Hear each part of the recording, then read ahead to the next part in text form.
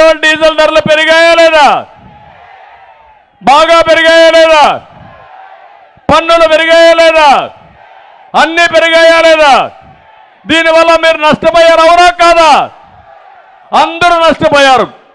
ఒక వర్గం కాదు, ఒక చిన్న కిళ్ళి కొట్టు పెట్టుకున్న వ్యక్తి, ఒక కూలి పని చేసుకునే వ్యక్తి, ఒక రైతు ఎవరైనా బాగున్నారా అని మిమ్మల్ని అడుగుతున్నా. గిట్టుబాటు ధర వచ్చిందా అని మిమ్మల్ని అడుగుతున్నా. మీ పంట కొన్నారా అని మిమ్మల్ని అడుగుతున్నా. సకాలం నీళ్ళు ఇచ్చారా అని మిమ్మల్ని అడుగుతున్నా. ఒకటి రెండు సమస్యలు కదా, అన్ని సమస్యలే. ఇలాంటివన్నీ చేసి అందరూ నష్టపోయారు. అందుకే ఒక్కసారి మీరు ఆలోచించండి. చెత్త మీద కూడా పన్నేసిన చెత్త ముఖ్యమంత్రి, పనికి మారిన ముఖ్యమంత్రి చరిత్రలో